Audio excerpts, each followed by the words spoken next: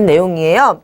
이항분포라는 것을 우리가 언제 배웠냐면 이산확률 변수에서 배웠습니다. 이산확률 변수 기억나시죠? 이산확률 변수와 연속확률 변수는 다르다라고 얘기를 했는데요. 갑자기 이항분포가 나와요. 이 이항분포를요, 잘 생각해 보세요. 이항분포는 뭐였습니까? 독립시행이었습니다. 주사위를 던지거나 동전을 던지거나 이런 것들을 계속 똑같이 반복하는 것을 이항분포다라고 얘기를 했는데요. 이 이항분포를요, 수백만 번, 수억만 번 계속하는 거예요. 동전을 계속 던지는 거예요. 그럼 횟수가 많아지면 많아질수록 어떤 모양의 그래프에 가까워지냐면 동전을 10번 던졌을 때 이런 모양이잖아요. 동전을 30번 던졌을 때 이런 모양이잖아요. 동전을 50번 던졌을 때는 이런 모양이 되게 되는 거예요. 점점 더 어떤 모양에 가까워지고 있습니까? 정규 분포 모양에 가까워지고 있죠. 맞아요? 이런 모양을 우리가 정규 분포라고 합니까? 아니죠. 이렇게 대칭인 종 모양을 정규 분포라고 하는데, 즉 주사위를 동전을 던졌다고 해볼게요. 여러분이 동전을 던지면 상식적으로는 앞면이 몇 분의 몇이에요? 확률이 2분의 1이죠. 그런데 딱 던졌어요. 앞면이 나왔죠. 그러면 두 번째 던졌을 때 무조건 뒷면이 나옵니까? 그런 거 아니잖아요. 앞면이 또 나올 수도 있죠. 세 번째 던졌는데 또 앞면이 나올 수 있어요. 그런데 그런 시행을 100번, 1000번, 10,000번 하면은요, 앞면과 뒷면이 거의 비슷하게 반반씩 나오게 될 것이다 라고 생각을 해주시면 돼요. 그런 것들을 이제 정규분포다라고, 정규분포에 가까워진다라고 얘기를 하는데요. 여러분이 어떤 확률 변수 x가 무슨 분포를 따를 때 이항분포를 따릅니다. 이항분포는 횟수와 한 번 했을 때의 확률이 중요하죠. 그래서 이항분포는 NP라고 쓰는데요. 이때 N이 충분히 클 때, 여러 번 시행했을 때 어떤 것을 충분히 크다라고 얘기하냐면 N과 확률을 곱해서 5보다 크거나 같을 때 충분히 크다라고 얘기를 해요. 그리고 N과 Q를 곱했을 때 5보다 크거나 같을 때 우리는 충분히 크다라는 얘기를 하는데, 이때 Q가 뭐예요? 1-P죠.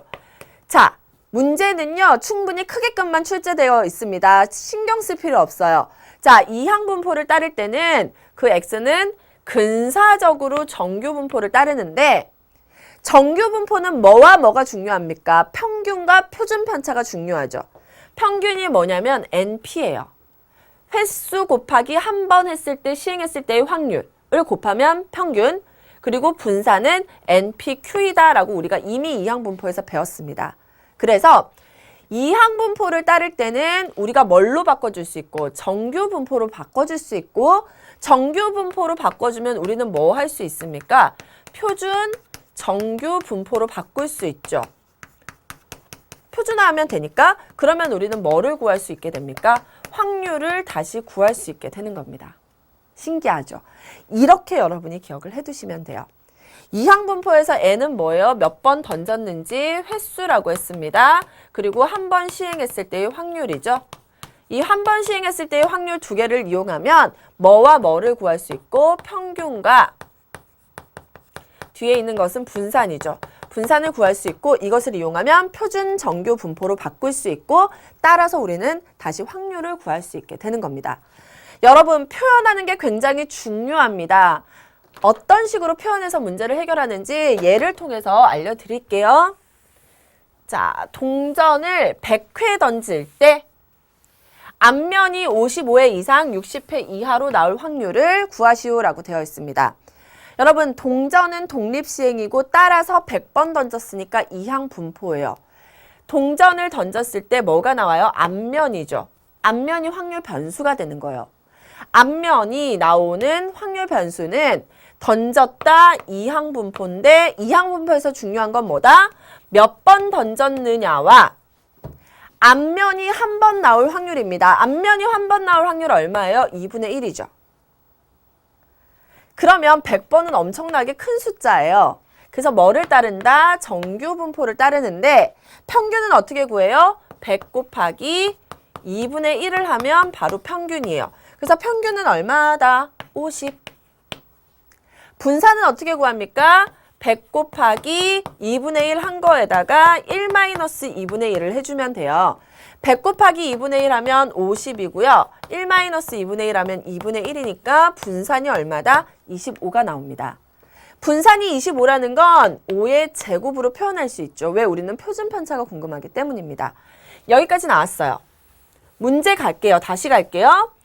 앞면이 55회 이상 60회 이하로 나올 확률, 즉 P 55보다 크거나 같고 X가 60보다 작거나 같을 확률입니다.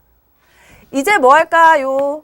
표준화 시켜주면 되겠죠. 즉 55 마이너스 평균 50 나누기 표준 편차 5보다 크거나 같고 X는 표준화해서 0로 바뀌었습니다. 같은 방법 60 마이너스 평균 50 표준 편차 5 이렇게 바꿔주시면 돼요. 여기 얼마입니까? 5예요. 5분의 5니까 얼마가 되고 1이 되고 C가 되고 그 다음 60 마이너스 50 하면 2죠. 10이죠. 10이죠. 5분의 10이니까 얼마? 2가 나오게 되는 겁니다. 여기서 중요한 건 다시 그리세요. 항상 가운데 얼마다? 0이에요. 확률이 얼마에서 얼마까지입니까? 1에서부터 2까지래요. 이거 구해야 돼요. 이거 어떻게 하자는 거예요? 항상 우리는 얼마에서 출발합니까? 0에서 출발하죠. 잘 생각해 볼게요. 0에서부터 우리는 2까지의 넓이 구할 수 있습니까? 얼마입니까? 2일 때 0.4772예요. 0.4772에서 얼마만큼을 빼주면 요만큼을 빼주면 되겠죠. 0에서부터 1까지를 빼주면 우리가 원하는 넓이가 나오게 되는 겁니다. 즉, 이건 어떻게 표현할 수 있을까요? 0에서부터 2까지의 확률에다가 뭐를 빼주자? 0에서부터 1까지의 확률을 빼주자라고 해주시면 되는 겁니다. 자, 그러면 이 앞에 있는 값이 얼마였습니까? 0.4772였고요. 0에서 1까지는 얼마? 0.3413이죠. 끝까지 계산하면 얼마입니까? 0.1359가 우리가 원하는 확률이 되게 되는 겁니다. 이항 분포를 정규 분포로 바꾸고 이 정규 분포를 표준화시켜서 확률을 구하는 연습까지 모두 해봤습니다. 자, 그래서요, 우리 이렇게 확률 분포에 대한 문제는 모두 마쳤습니다. 그러면 오늘 배웠던 내용 한 번 더 정리하고 마지막 대수능 문제 풀어보고 마무리하겠습니다.